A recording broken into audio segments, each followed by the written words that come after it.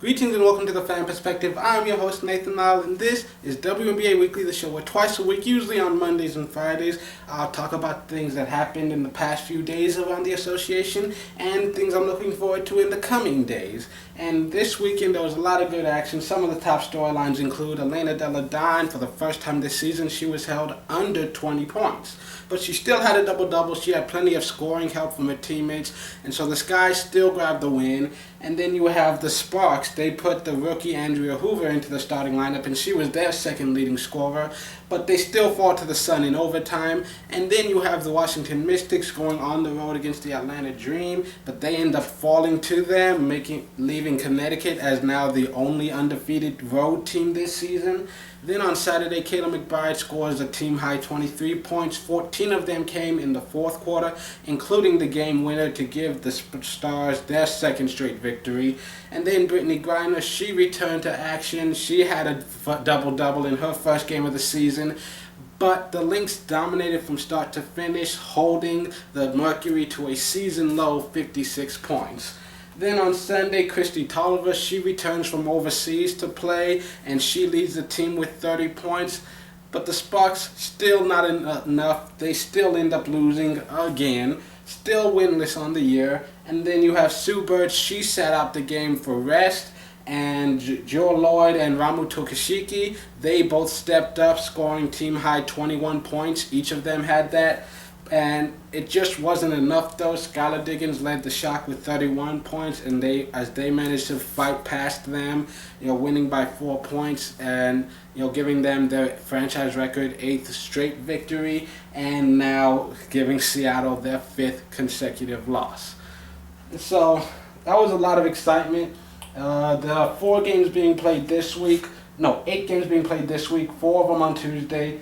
4 of them on Thursday. So starting Tuesday, all of these times, by the way, are Eastern Standard Time. I'll tell you which ones are being broadcast nationally. For the rest, check your local listings, or you can catch every single game on WNBA Live Access.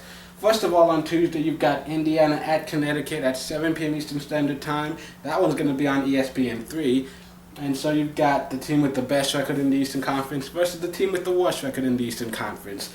And then you've got New York at Chicago at 8 p.m. Eastern Standard Time on ESPN2. And the Sky, they're currently undefeated at home, and 11 of their next 14 games are going to be in Chicago.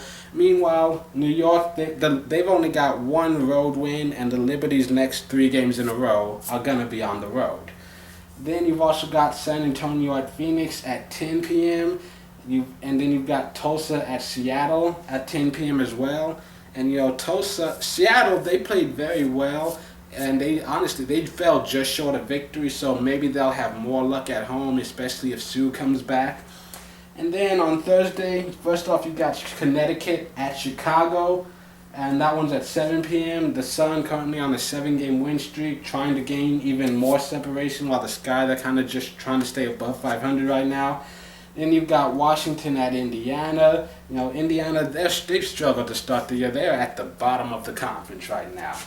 And then you've got Tulsa at Phoenix at 10 p.m. And Tulsa is on a hot streak, but at the same time, they're not going to go 31-1. They're going to lose a few more games this season, and Phoenix still one of the best home teams in the league, especially with Griner back. I think they're definitely getting even stronger. So who knows? This one could be exciting.